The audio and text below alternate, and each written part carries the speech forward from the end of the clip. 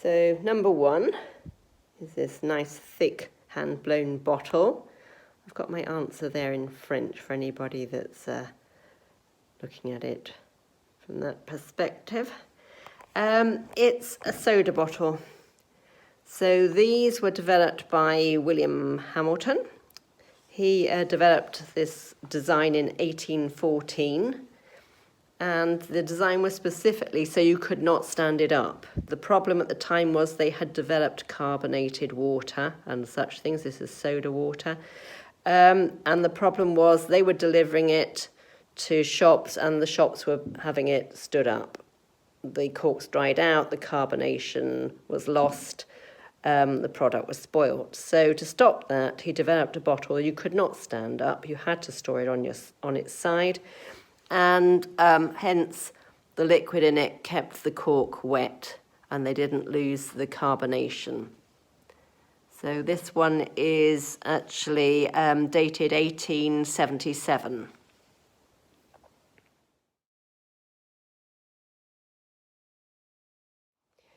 To number two.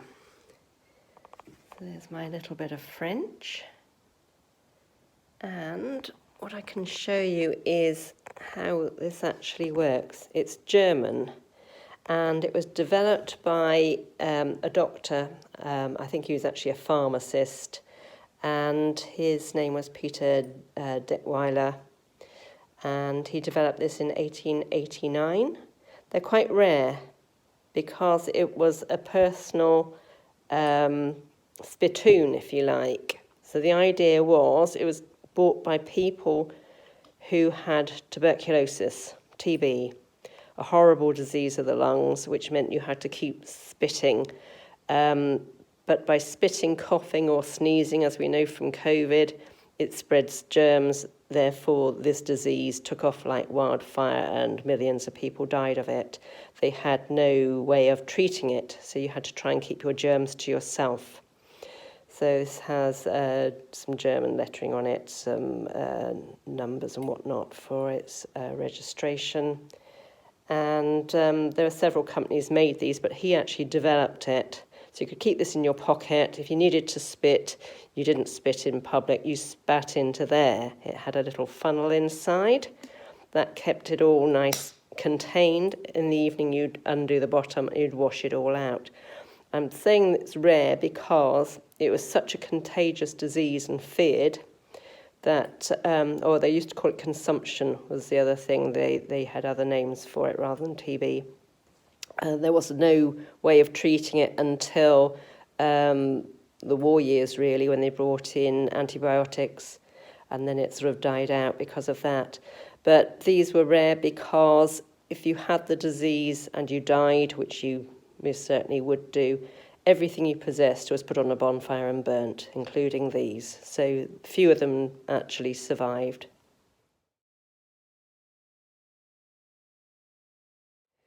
Number three, very, very heavy, thick glass. So there's my little bit of French with a couple of cat footprints on it. So it has a date stamp on it, so I know how old it is. This is dated as 1934. And it's a thick glass electricity isolator. So we had some work done. I'm just walking to the back door. We had some work done, and these were taken down. So we still have some in place. I'm just going out the back door.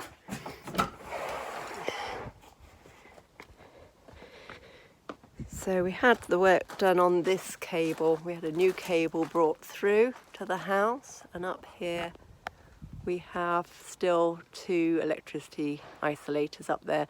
The top one isn't actually in use.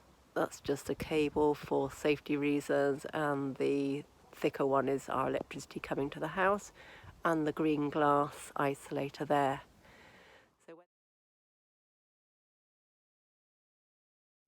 Number four is a coffee grinder. There's my little bit of French, with another cat footprint on it. And this one is interesting because it's a Peugeot Brothers coffee grinder. So literally you just put the coffee beans in here, and there are different grinding mechanisms inside for different grades of coffee. So that's all you do, and the coffee then is in here. There we go. So that's dated between 1904 and 1915.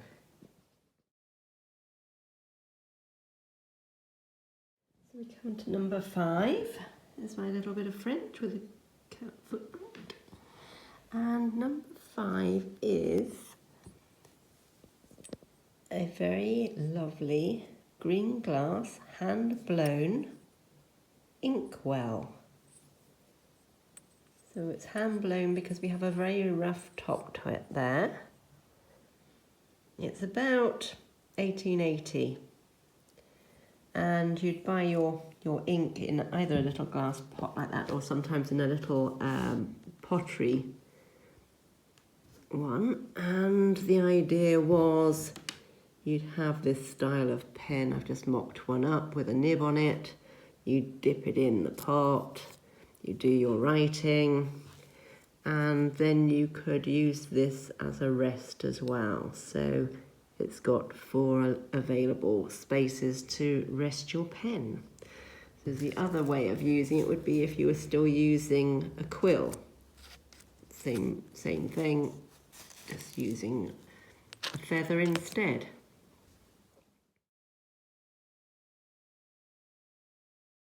So number 6.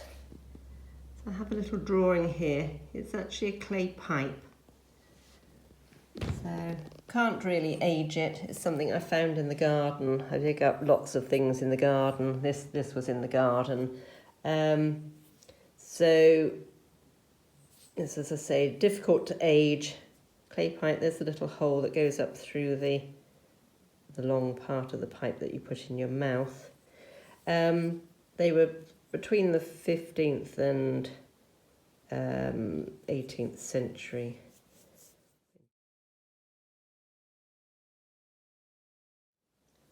And number 7 is a Turkish coffee pot. So I'll show you how that works. Right, I've got my coffee pot. I've got my Turkish blend coffee, which is very, very fine, like a powder, and a little bit of sugar. I like mine slightly sweet, otherwise it's just too strong. So what you do is, once it foams up, you take it off the heat.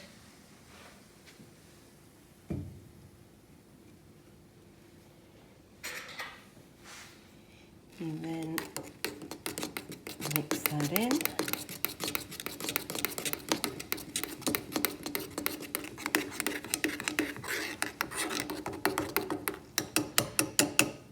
And you do it once more.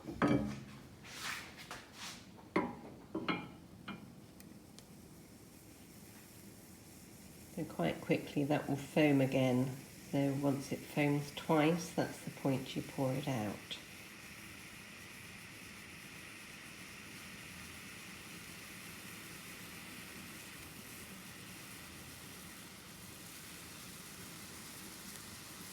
And there we go. That's one pot of Turkish coffee.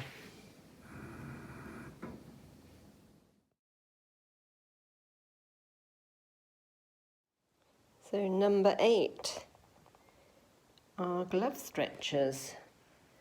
So in the day where everybody wore gloves, so you're talking about mid to late 1800s into the early 1900s, you would have kid leather gloves, so goat leather gloves, and they'd have to be washed frequently.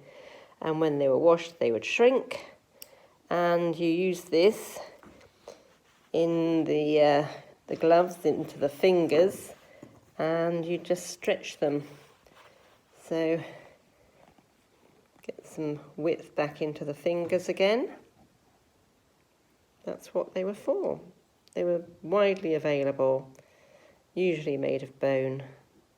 Later ones were plastic, but something you just don't see anymore because we don't wash our leather gloves.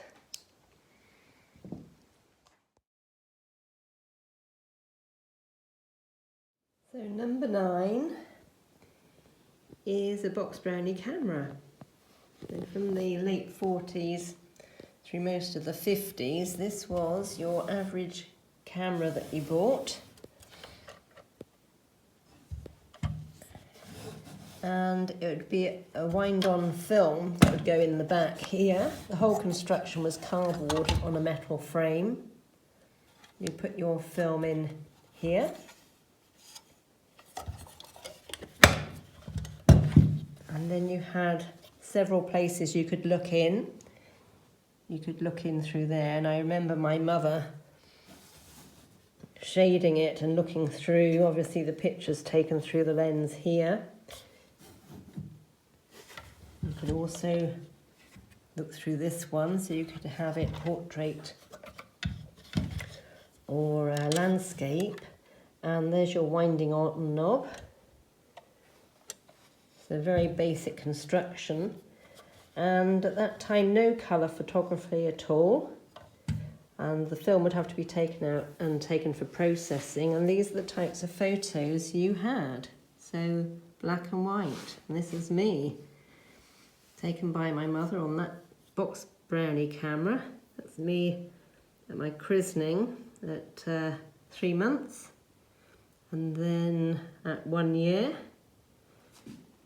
2 years, and at 3 years. All taken with a box Brownie camera.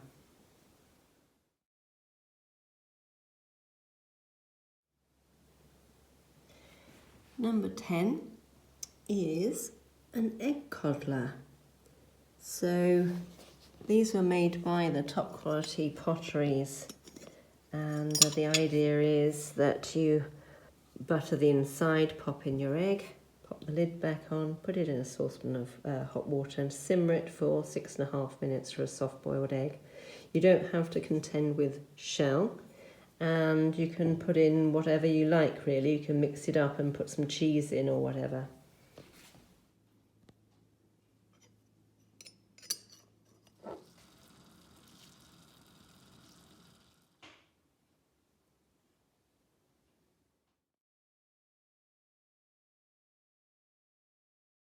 Number 11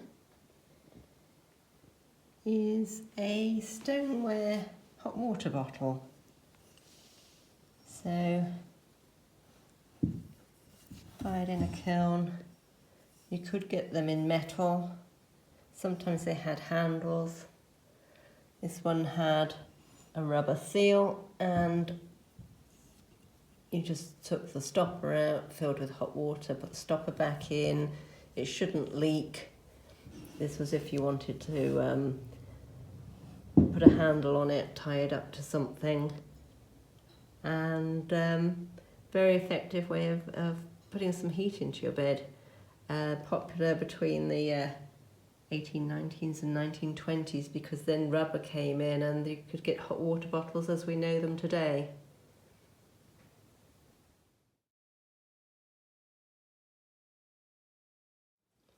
And this is number 12, the final one.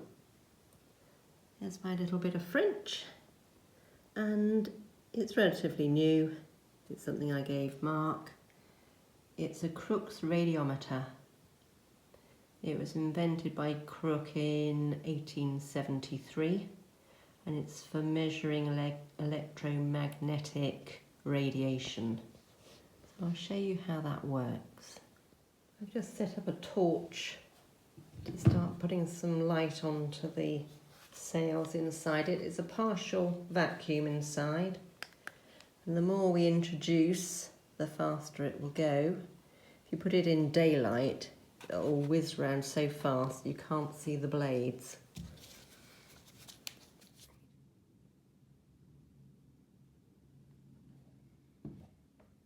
So that's all our 12 items.